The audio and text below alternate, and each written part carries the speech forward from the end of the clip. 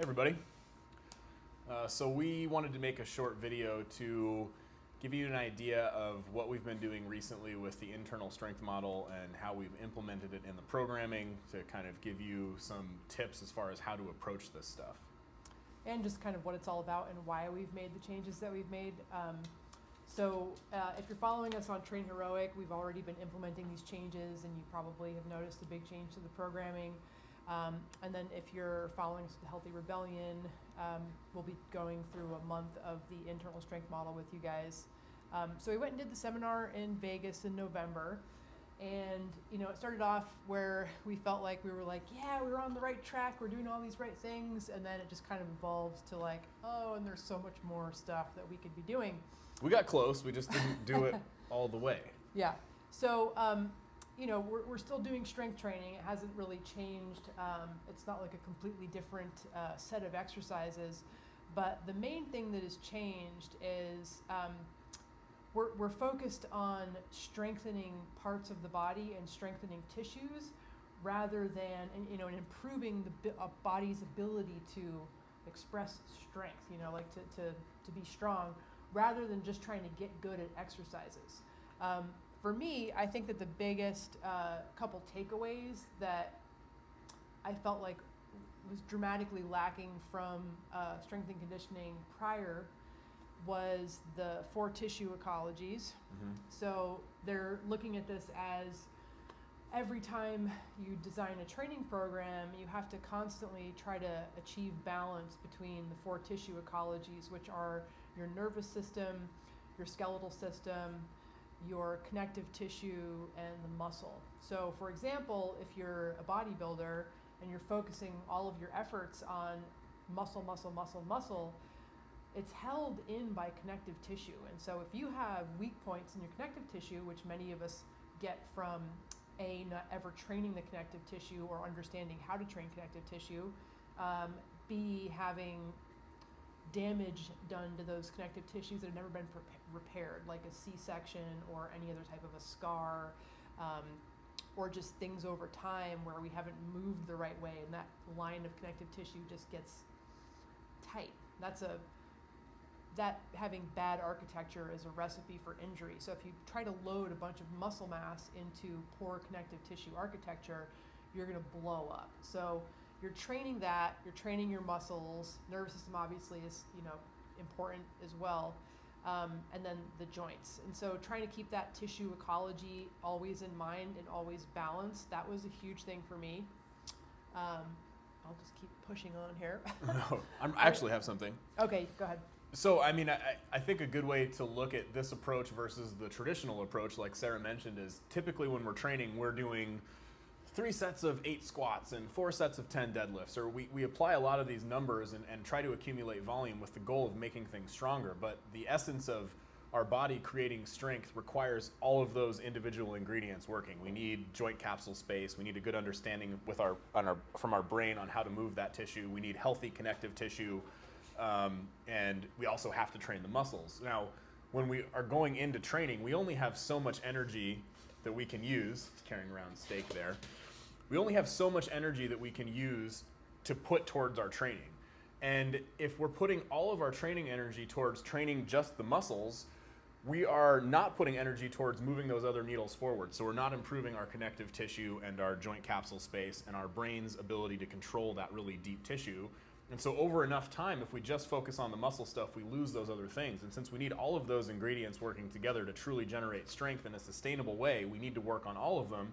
And so this is really about effective training, efficient time usage for training, as opposed to damaging muscle tissue and then having to use all that energy to repair just muscle damage, where we're pushing the needle forward on all of those things in the same amount of time. So you don't have to do all your strength work and then find all this other time in the day to do your mobility work. We're spending a lot of time building better joints that we need for that squat, and we're still getting our squats, but we're doing it in a much smaller amount of work, because what we're really trying to do is just signal to our brain that we want to build more tissue in that area or stronger tissue, and we can do that in much less volume, especially if we're bringing up all of those other components at the same time. Right, and that's another main point is we've had a couple of people worry and wonder, and honestly, we felt the same way when we came out of the seminar. We're volume, and so they're another main point that they made. I'll go back to my second favorite thing after all of Please this. do, yeah. But it's, if you have so much energy to spend, you need to think about where it's going. We're trying to help program for you where that's going. But the 5 by 10, the 5 by 5, why? Why are you doing 5 by 5? What's the 5 by 5 feel like? You're just endlessly doing 5 by 5. What's the point of the 5 by 5? If the point of the 5 by 5 is to make you stronger, do you really need 5 sets of 5 to elicit a strength adaptation? No. You need 1 set taken to failure. That elicits a strength adaptation. So that's the part that's a little bit like, the rest of those 5 sets are a waste of time. The 1 5 set that you did wasn't a failure if you can still do 5 sets of 5. So again, it didn't achieve the stimulus. So yeah, people will get stronger, especially a novice, because when you first start off, you'll get better doing pretty much anything. You can pick up any crap program and you'll get stronger, which is the nice thing about being a novice. But as you become a more seasoned athlete, or you've been doing resistance training for a long time, you need a good stimulus, like one that actually really has proven to work on people that are high level athletes.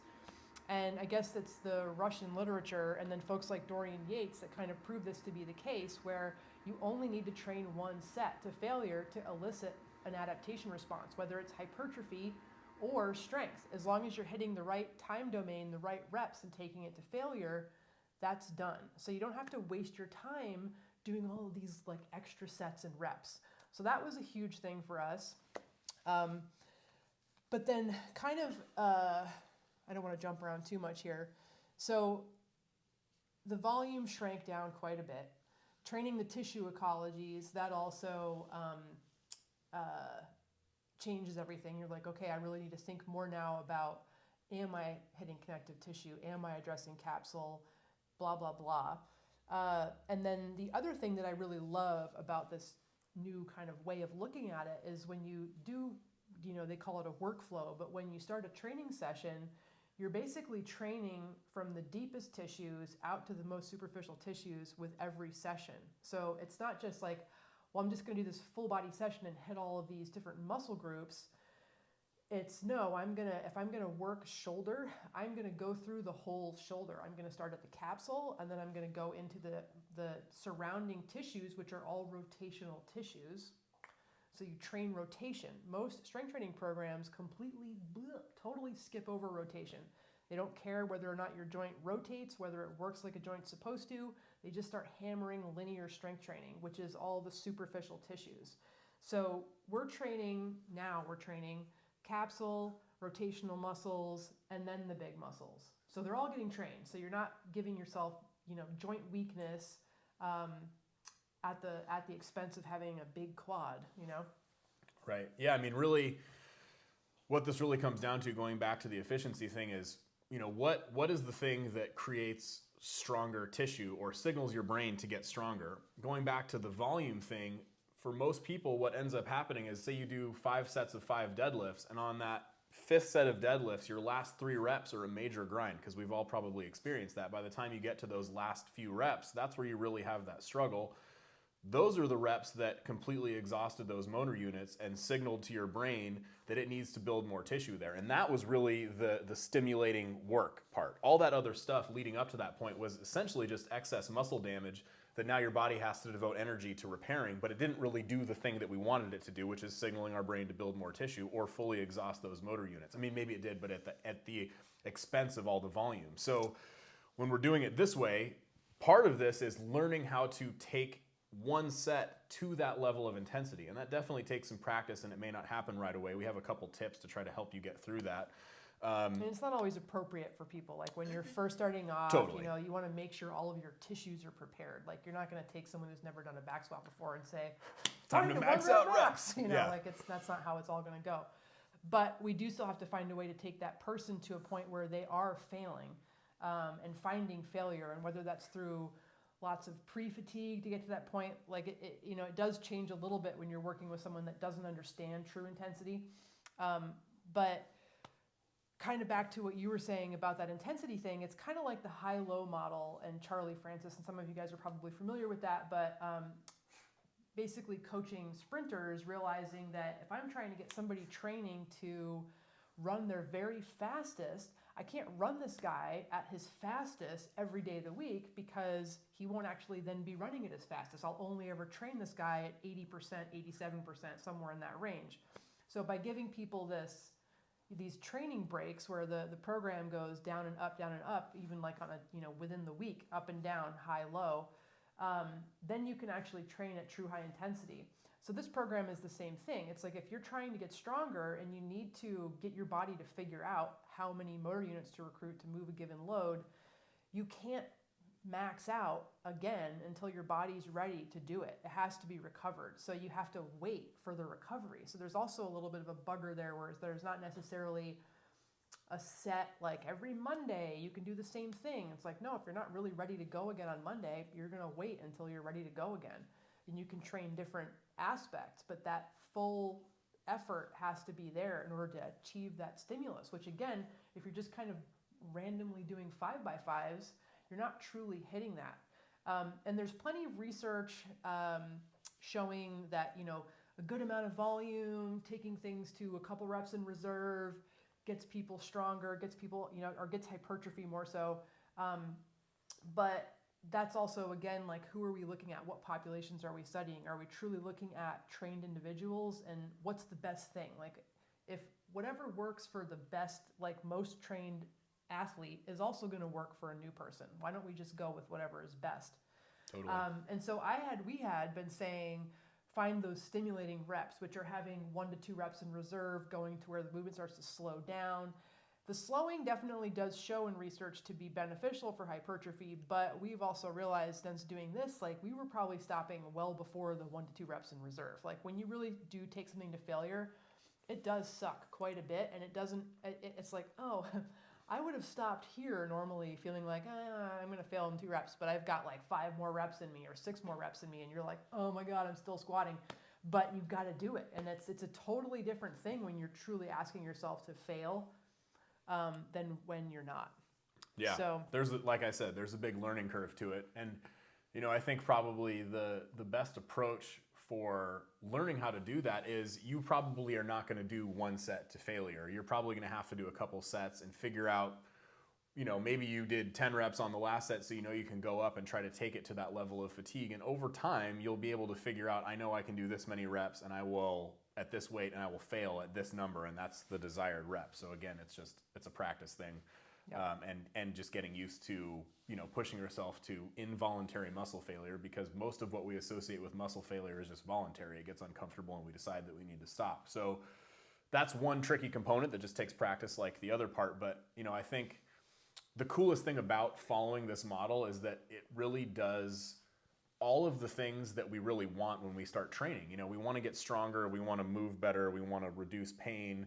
And so this is really the best way to train, to not have to sacrifice any one of those components, because anybody, if you've tried to really push the levels of strength, you make sacrifices. You don't feel great, things hurt, you have these really brutal training sessions that you have to go through, where the training sessions are hard now, but there's so much input going into building a healthier joint. While by the time you get to the muscular tissue, you're doing such less volume and you have such a better signal going to your brain about how to do that. You just get all of those things that you want. You're developing more strength, you have this healthier joint, you're doing less volume overall, so you're not beat up, and you make more progress that way, and you feel really good. I mean, this is by far the hardest I've trained to get stronger and the best I've ever felt. Those have never been together in one thing. They're always kind of mutually exclusive, so it's cool. Because there's just so much of that beat down, like excessive reps happening in normal programming. So another thing, just in case you're wondering, when you do a given session, so that workflow that we were talking about, it isn't that every single thing that you do has to go to failure, because what you do in a session is you decide what the stimulating inputs need to be, what you want to focus on. So we're trying to give Grayson stronger legs. The questions are, how's Grayson's hip? Does he have a hip? If he doesn't have a hip, priority is going to be give Grayson a hip rather than give Grayson a 1 rep max back squat. So The training session would then include the efforts to failure on developing capsular space, and then the other efforts would be submax or sub failure. So efficiency, they can still be very intense, but they're just not going to that failing point. So you want to drive the intensity to where it's important. The other thing about the workflow, so we talked about how we train the capsule, the rotational tissues, and then the linear tissues. In between each of those inputs, you're also doing CARs. And what that's doing is basically it's re-uploading whatever new information is changed about that joint based on the training inputs to the brain. So it's like, okay, here's my shoulder before I start. Go do a thing. Okay, now here's the new capsule space. Go do a thing. Okay, now here's that with stimulated rotating tissues. Boom. Okay, now here's that with all of the other connective tissues and those muscles that go into that shoulder. And we've just, like Grayson was just saying, like we've been feeling really good training like this. Like it's odd because there's no warm-up anymore. Like there's no like, let's do a warm-up. Like the whole flow gets you to that point. Even if the intensity is early on, it just still feels appropriate and works. It's been cool like that. Yeah, right. I mean, in a given session, like say you're going to do deadlifts on a particular day, by the time you get to the point where you're actually doing deadlifts, you've done 35 or 40 minutes of joint-specific work on all of that tissue that you're going to be using for the deadlift. So the warm-up is all of that efficient work that's being done to improve your tissue qualities and your joint health, which as a side effect just makes you ready to go lift some heavy weight. And you only got to do that in one set, or working your way towards that, and that's it. So it really is about efficiency and what they call tissue ecology, right? Where we're making sure that we're checking each one of those boxes on all of the ingredients that we need to have healthy, strong tissue. Yeah. Which is dope. Yeah. And then another thing that's also a little bit different, when you look at regular strength training, and I've all followed this for a long time too, it's that dictum that like specificity, like if you want to get better at something, you have to do it.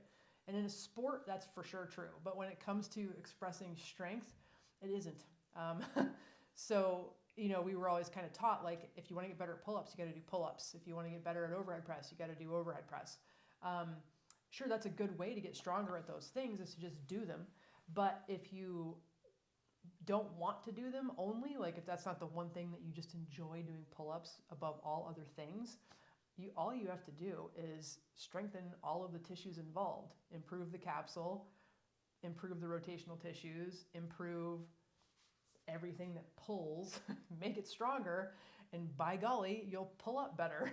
Like, it's just kind of one of those things. It's like we've been chasing things from an external viewpoint. We've been chasing exercises. And so the internal strength model is strengthen your tissues, like just get it strong and it'll do stuff. Do what you want to do with it once it's strong. It's easier to understand from a hypertrophy perspective, where you're just trying to pump up your biceps or whatever it is, because obviously you can do anything that strains that muscle and it'll pump it up. But this is a little different when you're trying to tell somebody, like, no, you can actually like get better at pull-ups without touching a pull-up for months. Which is definitely counterintuitive. I mean, there's always this thing where, like, people have this mindset, well, like, why try to fix this thing? Because people have been lifting weights this way for years and years and years, and there's really strong people out there, which is true. But, from the standpoint of, again, like, what does it take to truly create strength within your body? If you're just lifting with your muscles and that's the only part that you're training, that's going to become the limiting factor. You're going to be limited by the capacity of your actual shoulder joint and how well your brain understands that movement, because just doing overhead press over and over doesn't really improve your shoulder rotation, which you all know at this point from doing kin stretch and lifting weights together. We know that we have to do rotation specific stuff to make a better shoulder. So this is really also what stops you from running into those plateaus, because we're not being limited by just the muscular training. Since we're improving all of those other things, we are moving all those variables up that really generate more and more and more strength. So, yeah. Okay, so recap, what's different about this? It's called the internal strength model because we're focusing on making tissues stronger rather than trying to get good at exercises. And then the workflow has changed. So now we're going from the deepest tissues of the body out. So capsule, rotational tissues, superficial linear tissues. Traditional strength training is almost all linear tissues, and it's terrible at trying to figure out a balance in targeting capsule, rotation, linear. It just doesn't do that. It's also CARS inputs in between these things so that you're improving the afferent efferent feedback mechanisms between the brain and the body. The training stimulating inputs are being taken to failure. And then everything else in that session is sub-failure because you can only focus on one or two things max in a given session. Obviously, they're not on the same body part. The volume is gone because what we're looking at is hitting a stimulus. And so the answer simply becomes, did you hit the training stimulus? Did you take this to failure within 10 seconds? No, you didn't hit the stimulus. Do it next week and figure out your weights better so that it comes to be that's exactly, it's got to be done within this time frame if this is your goal. So it's did you or did you not hit the stimulus? And if you're not hitting the stimulus for whatever reason, if you're new or if you're just figuring this out, things have to be adjusted. You either have to add volume to create fatigue to train that person to feel failure, or you have to do it again next week just with a better weight, sort of a thing. Yeah, and don't pressure yourself too much about that. I know for me, like on a squat workout, trying to find the right weight and the right number of reps to hit failure, and what I was trying to do was try to hit failure in under 24 seconds. I didn't do that correctly 3 weeks in a row. Well, the fourth week, I nailed it and I got it right. But the first couple weeks, I was able to go longer than I wanted to, which was just a slightly different input. Instead of for strength, it was more for hypertrophy. And so there is a learning curve to it. So, you don't have to obsess about it. You just want to note what happened and then say, okay, cool. I know I need to go. But you'll be tired trying. I mean, you'll poop Yes, out. you Like will. it's not like, I wasted that back squat. I gotta wait till next week. Like you didn't lose your back squat card. Right. So, and then also we are training balance into the four tissue ecologies. So we're training your bones, we're training your nerves, we're training your connective tissue and your muscles. And what else? I think that's it. That cover it? That's like the nutshell of the That's it in a TLDR nutshell. version. Yeah, I mean, that's probably like, still TLDR. 30 hours of lecture summarized in a 10-minute conversation. As always, they go way deep with this stuff. Yeah. And just for some background, this isn't just some theoretical thing that's just busting on the scene now. I think the main guy within the FRC echelons there that came up with this, John Quint, he has been working with lots of professional athletes, pro bodybuilders. Westside Barbell uses this. And he's from Westside Barbell. I mean, he trained with Westside Barbell for a long time. They don't all the way use it, but a lot of what he's taken is some of the conjugate method, but also looking at like the amount of actual intensity that they do train. It's like 10 to 20% is high intensity. The rest of it is all just this low base level efficiency stuff. This is like conjugate method, but for your specific tissue, not just for getting much better at squatting, deadlifting, and benching. Yeah, and also based off of a lot of Russian research. He favors Russian research.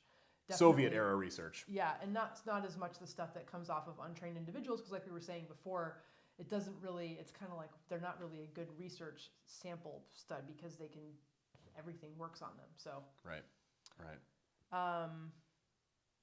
It's like testing drugs out on Keith Richards,